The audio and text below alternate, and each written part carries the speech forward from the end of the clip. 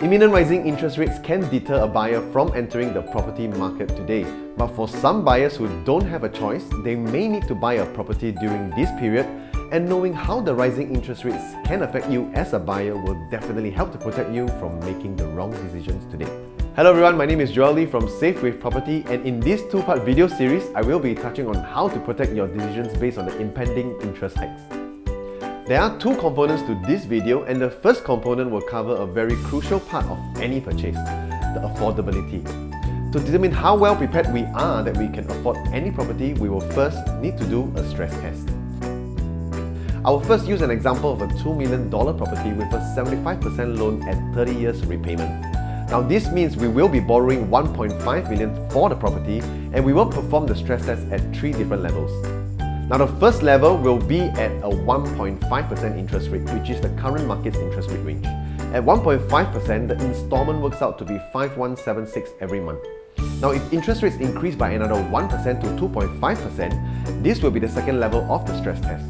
At 2.5% interest, your monthly installment will work out to be $5,926 every month. Now lastly, the third and the final level of the stress test will be at 3.5% interest rate, and the installment now will be at $6,735 every month. So now that we have all 3 different interest rates repayment in front of us, the right question to ask is, if interest rates rise all the way to 3.5%, will it still be an amount that you can safely afford? If it is still within your means, then buying into a property today will also be very doable for you. However, the next component that I'll be including is equally as important as the first. This component is known as the safety net. So what do we mean by a safety net? Component 1 of this video shows the maximum installment we will be paying is at $6,735 every month. Now taking that scenario into consideration, assuming both purchasers are working and have a monthly income of $6,000 each, this will mean that they will each have a contribution of 20% or $1,200 per month into their CPF ordinary account. This means a total of $2,400 can be used to offset their monthly installments. And that will leave a balance of $4,335 every month for the installment, and this can also be paid in either CPF or in cash.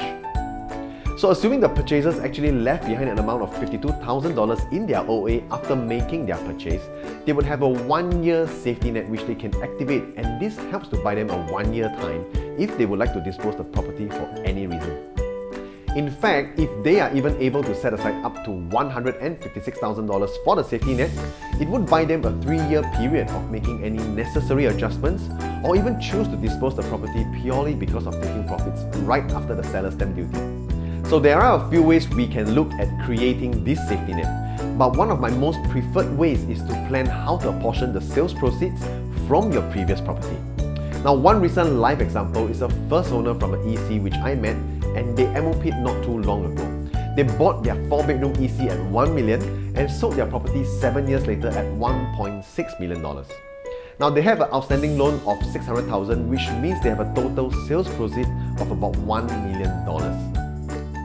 So after some planning, I decided to utilize $700,000 as the down payment for a $2.4 million house, and that gave them a $300,000 safety net, which can last them for 6.5 years at 1.5% current interest rate, 5 years 3 months for 2.5%, and 4 years 4 months should the interest rates hit 3.5%. So of course not everyone has the same privilege, but there are other more ways to do this. Most importantly, proper planning before making any form of decision can help to minimize your risk, especially when interest rates are bound to increase against us.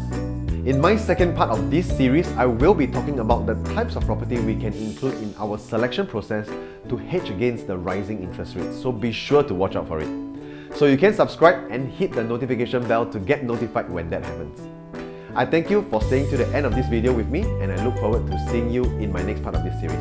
My name is Joel, and I'll see you soon.